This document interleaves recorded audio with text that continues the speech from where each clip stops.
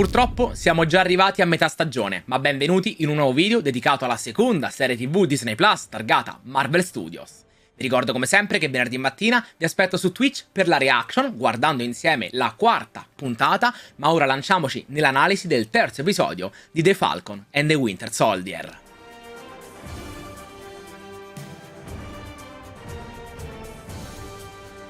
La puntata inizia con uno spot pubblicitario dedicato al GRC, ossia il Comitato di Rimpatrio Globale dedicato ai ricomparsi del Blip e che era già stato presentato nel precedente episodio. Devo dire che appena è iniziato lo spot pubblicitario mi sono ritrovato ai tempi di WandaVision, e ditemi di non essere stato l'unico. Comunque, una volta terminato il filmato, vediamo Walker e Battlestar con la polizia del GRC introdursi nella base dei Flag Smashers, vista nello scorso episodio, allo scopo di rintracciare Karli Morgenthau. Il padrone del luogo ovviamente non rivela nulla, sputando anche in faccia a Walker, il quale perde un attimo la calma, dandomi dei feels molto alla Patriota di The Boys. Come detto nella reaction, infatti, la mia paura è che Walker si lasci controllare dalla collera e prima o poi diverrà oscuro, ottenendo forse il titolo di US Agent. Sono molto curioso di scoprire la sua evoluzione. Ad ogni modo, tornando ai due eroi, Battlestar, che ha una stella sul petto che non avevo notato in precedenza, ci informa che loro stanno ricevendo informazioni sui Flag Smashers anche da Langley, ossia il quartiere generale della CIA, ma che comunque non hanno idea di dove trovare Karli. Di conseguenza, decidono di puntare su una mano vincente, frase dopo la quale ci vengono mostrati Bucky e Sam a Berlino, all'interno del carcere visto alla fine del precedente episodio, nel quale viene tenuto prigioniero Zemo. Bucky decide però di lasciare indietro Sam e dirigersi da solo dal barone, avendo un passato in comune con l'Hydra. Poi, non appena arriviamo da lui, non solo Zemo prova a controllare Bucky con le vecchie parole che utilizzava per il controllo mentale in Civil War, ma inoltre risentiamo il suo classico tema musicale. Tra l'altro Sebastian Stan ha raccontato che anche in giro nel mondo reale capita che delle persone lo fermino e provino ad attivarlo con le parole magiche. Желание. Żałuj. Dziewięcie. Желание. Rżały. Basta. 17. Comunque, Bucky rivela a Zemo che qualcuno ha ricreato il siero del super soldato ed il barone, intuendo che Bucky pensi il tutto sia legato all'Hydra, gli dice che sa dove cominciare, frase dopo la quale Bucky racconta a Sam e spiega a noi di aver fatto evadere Zemo dalla prigione. Devo dire che la scena mi è piaciuta molto, anche se il modo in cui Zemo sapesse benissimo dove nascondersi, quale porte aprire, eccetera eccetera, mi è sembrato un po' inverosimile. Falcon naturalmente è restio ad accettare l'alleanza, rimarcando anche i crimini compiuti da Zemo in passato, come l'omicidio di T'Chaka, re di Wakanda, prima di T'Challa. Però devo dire che da questo momento in poi nasce un trio che non vedo l'ora di continuare a seguire nelle prossime puntate perché è stato spettacolare. Se posso. No! Le mie scuse. Quindi Zemo, che viene ufficialmente introdotto anche nei film come un barone, non solo ha un super garage con molte auto antiche nelle quali recupera il suo classico cappuccio fumettistico o maschera, non so bene come vogliate chiamarlo, ma oltre a ciò scopriamo che ha anche un maggiordomo al suo servizio che raggiunge il gruppo con un jet privato. A bordo dell'aereo scopriamo che Zemo ha rubato il diario con la lista del perdono di Bucky, vista nei precedenti episodi, diario che Sam ci rivela essere lo stesso che Cap utilizzò in Winter Soldier per segnarsi cose da vedere o fare per mettersi al passo con i tempi. Era di Steve, dopo che emesse dai ghiacci. Gli parlai di Troubleman e se lo appuntò. Marvin Gaye, 1972, Troubleman.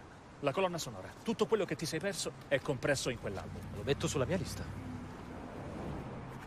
Poi Zemo inizia un discorso interessante, legato al rischio che si sviluppa andando a mettere un eroe su un piedistallo, dimenticando quindi i suoi difetti. Lui ovviamente dice ciò in riferimento agli Avengers e quel che è successo in Sokovia durante Age of Ultron, ma esso è un discorso che si applica benissimo anche alla mia paura descritta poco fa, legata a Walker. Penso che questo sia un subdolo modo per gli sceneggiatori di darci qualche anticipazione.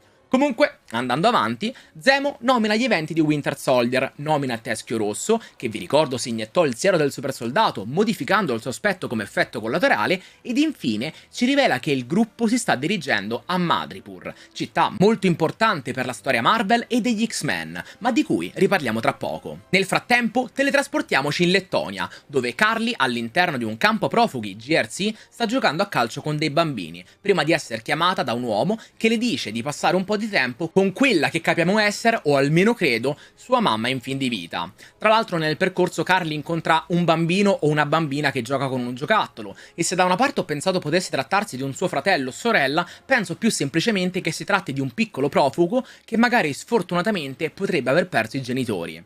In aggiunta notiamo che nella mano della mamma di Carly è presente una medaglietta che rappresenta una mano con al centro il pianeta Terra, che penso possa essere l'oggetto che ha ispirato la creazione stessa del logo dei Flag Smashers, comandati per l'appunto da Karli Morgenthau. Quindi, tornando al nostro gruppo, essi arrivano a Madripoor, ma purtroppo, non potendo entrare in città con le loro identità normali, Bucky è costretto a riprendere le spoglie del soldato d'inverno, mentre Sam deve interpretare praticamente un suo sosia, chiamato Tigre Sorridente, nome appartenente ad un personaggio fumettistico legato ai Thunderbolts che presto potremo vedere in un film.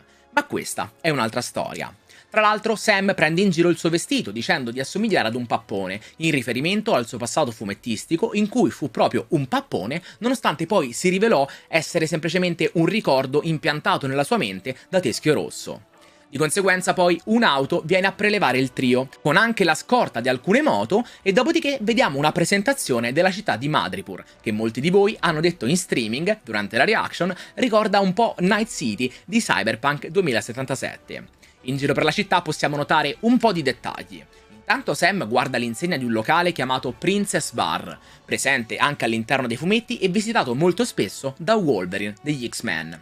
Poi vediamo una parete con la scritta Power Broker is watching, ossia Power Broker sta guardando, scritta che avevamo già intravisto nei titoli di coda, e da ciò intuiamo che egli si trovi proprio in questa città.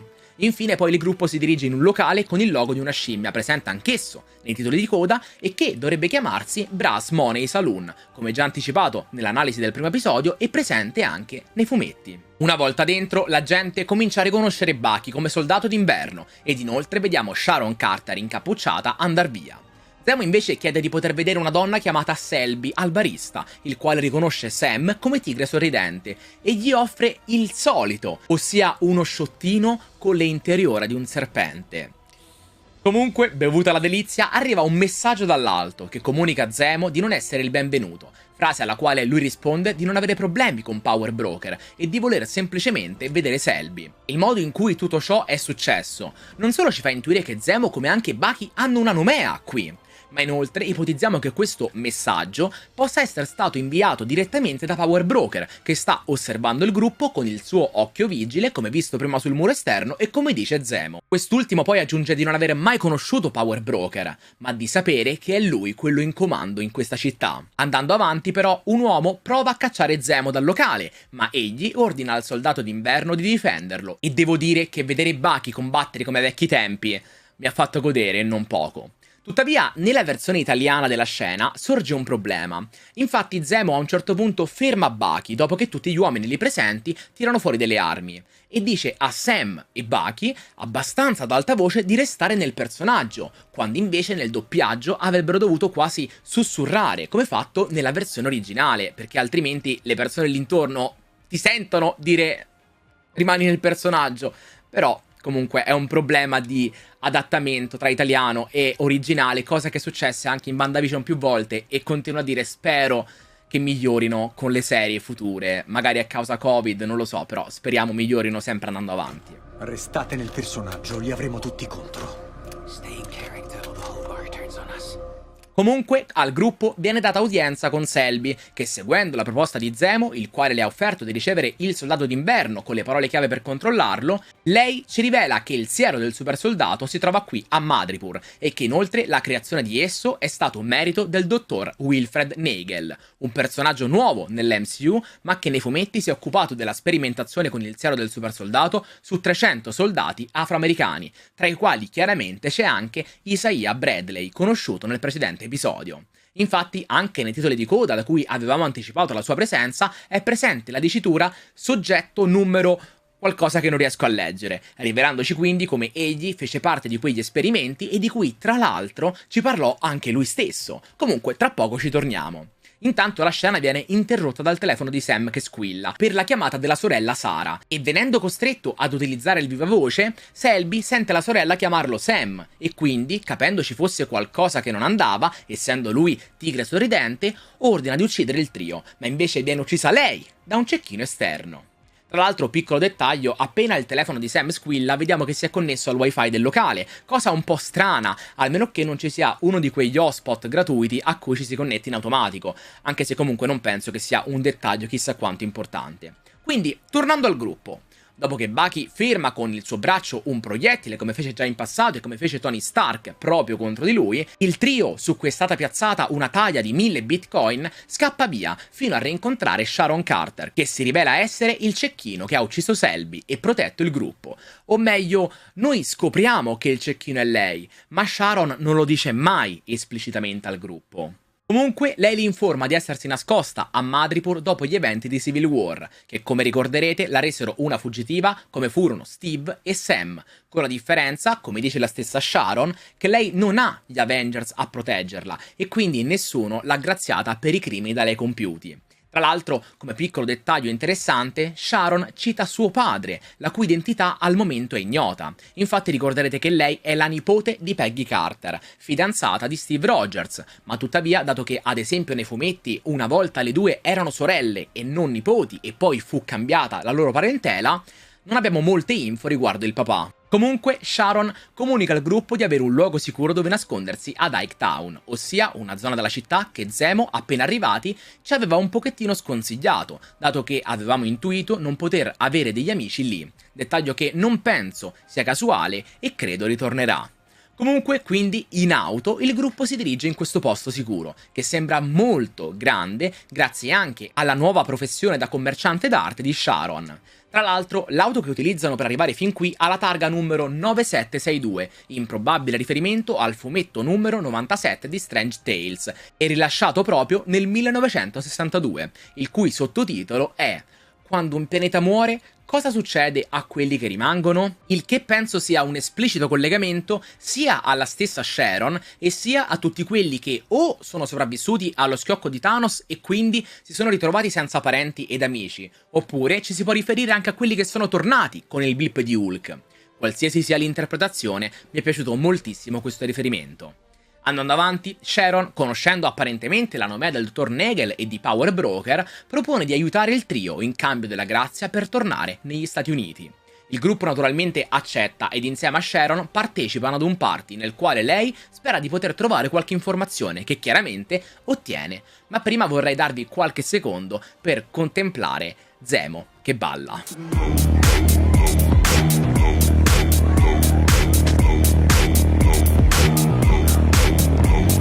Di conseguenza, Sharon segue la traccia che le hanno dato e arriviamo ad un porto con dei container su quali vediamo anche la bandiera di Madripoor.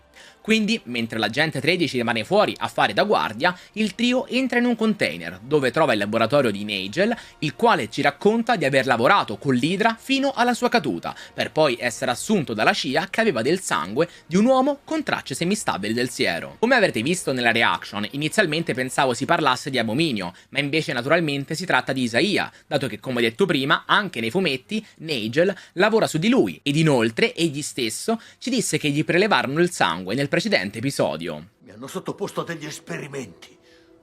Prelevato il sangue. Nagel ci racconta quindi di essere riuscito a sintetizzare una versione del siero che non richiedeva né grandi macchinari come quelli visti in Capitan America e che nemmeno portasse a pompare il corpo di chi lo utilizzava, sempre come successo a Cap, il che quindi va a giustificare come mai tutti i Flag Smashers che hanno preso il siero sono forti, ma comunque rimangono con il loro corpo normale.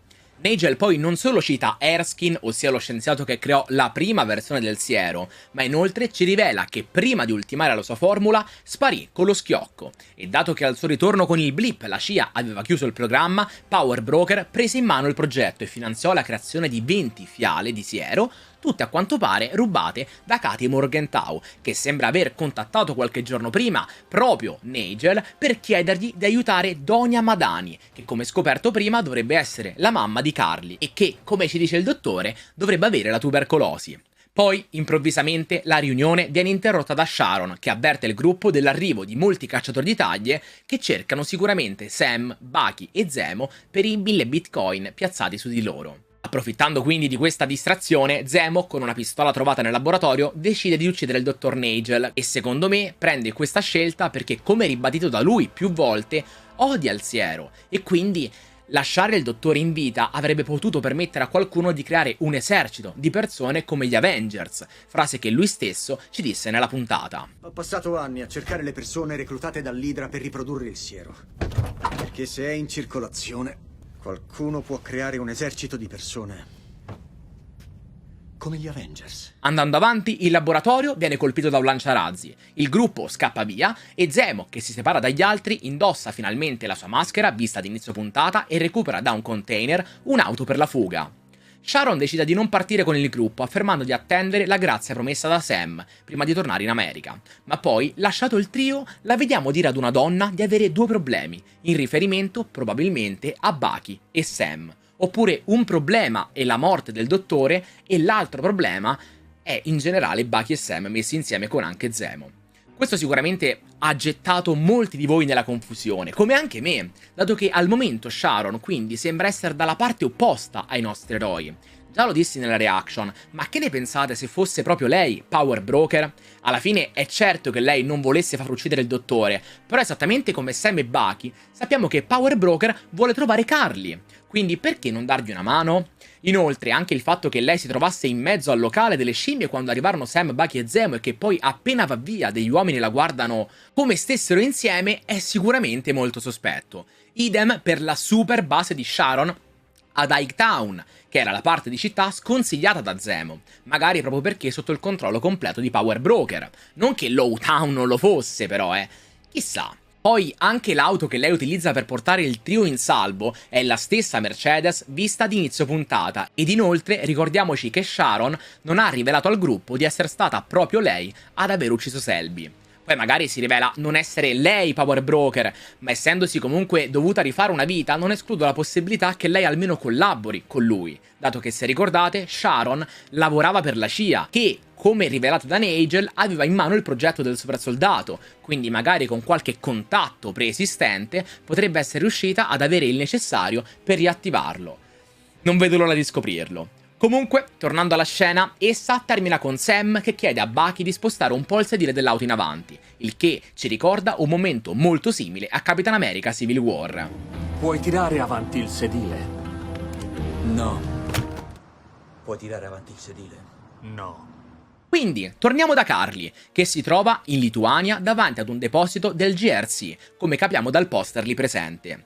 Insieme a lei c'è anche quello che credo essere il suo braccio destro, che ci informa come ormai la mamma di Carly sia morta, rivelandoci anche che il nome era Donia, anche se non sappiamo bene a livello pratico chi fosse. Carly poi ci racconta di quando assunsero il siero del supersoldato e che ora loro, i Flag Smashers, sono in possesso delle ultime fiale, dato che il dottor Nigel è morto, informazione che in un qualche modo hanno ottenuto anche loro. Diventata quindi notte, i Flag Smashers si introducono nel deposito GRC, allo scopo di rubare tutto il cibo lì presente per portarlo ad un campo profughi. Alla fine, se ci ragioniamo su, questo gruppo non sembra così cattivo, facendo un po' da Robin Hood, come detto anche dall'uomo che li ospitò nel precedente episodio. State diventando delle leggende. Tanta gente parla dei guerrieri della libertà che combattono il sistema. Vi chiamano Robin Hood? Tutto molto bello, se non fosse per il fatto che Carly decide di piazzare una bomba sulla sua auto per far esplodere il deposito ed uccidere tutte le persone rimaste lì prigioniere. Come avrete visto dalla reaction, inizialmente pensavo che qualcuno avesse piazzato la bomba per uccidere Carly, ma quando poi, subito dopo, ho realizzato fosse stata opera sua, sono rimasto un po' perplesso. Nel frattempo invece torniamo da Hoskins, che scopriamo avere anche una stella sulla spalla in legame al nome Battlestar, il quale insieme a Walker raggiunge la prigione dove si trovava Zemo, e scoprendo che il giorno della fuga erano passati Bucky e Sam, intuiscono sia stata opera loro e decidono di andare a fare un qualcosa di non ben precisato, ma apparentemente illegale. E qui, vedete, è il primo piccolo spicchio di oscurità che esce fuori da Walker, ma dovremo attendere il prossimo episodio per scoprire cosa hanno in mente. Quindi torniamo dal nostro trio, che in volo sull'aereo di Zemo, dopo un'ulteriore piccola discussione tra Sam e Bucky riguardo lo scudo di Cap, Sam chiede telefonicamente al tenente Torres, visto nei precedenti episodi, se abbia qualche informazione su Donia, scoprendo che ormai è defunta e che la salma si trova in Lettonia, dove Zemo propone di dirigersi. Una volta arrivati, Zemo, passeggiando, ci racconta di come la Sokovia ormai non esista più, essendo stata annessa dagli stati vicini, e ci accenna ad un memoriale ad essa dedicato, che sicuramente vedremo nei prossimi episodi, dato che era presente anche nei trailer, proprio con la bandiera socoviana. Ad ogni modo, una volta arrivati davanti alla casa del barone, Sam e quest'ultimo entrano, mentre Bucky gli dice di volersi fare 2 passi in giro. In verità però, come scopriamo poco dopo, Bucky aveva notato a terra delle perle molto simili a quelle utilizzate da Okoye, e seguendo nel percorso ci troviamo proprio davanti non ad Okoye, ma comunque ad un'altra guerriera wakandiana delle Dora Milaje, che rivela a Bucky di essere qui per Zemo. Ora, intanto so che molti di voi si sono confusi appena l'hanno vista, ipotizzando si trattasse di Okoye o di un recasting, ma in verità si tratta di Ayo, ossia il braccio destro di Okoye, già apparsa a partire dai tempi di Civil War. Inoltre, per quanto riguarda come mai sia qui per Zemo, beh, anche prima Sam ha tenuto a ricordarci che il barone fu la causa della morte di Chaka, re del Wakanda. Infine, questo è ancora un altro riferimento al Wakanda, il terzo in 3 episodi, e continuo sempre di più a supportare la mia ipotesi secondo la quale Bucky a fine serie torni lì e riprenda definitivamente il titolo di Lupo Bianco. Inoltre, considerato il fatto che la serie si collega ufficialmente a 3 progetti futuri Marvel, non sarebbe da escludere quindi il collegamento con Black Panther 2, ad esempio.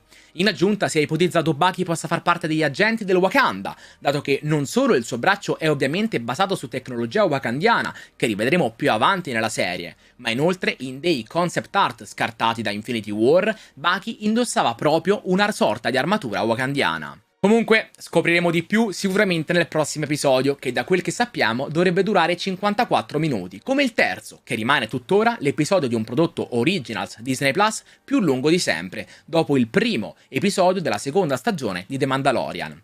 Sappiamo poi che la puntata terminerà con un cliffhanger, che verrà poi ovviamente ripreso nella 5ª puntata, la quale a quanto sembra sarà super importante e bella da vedere.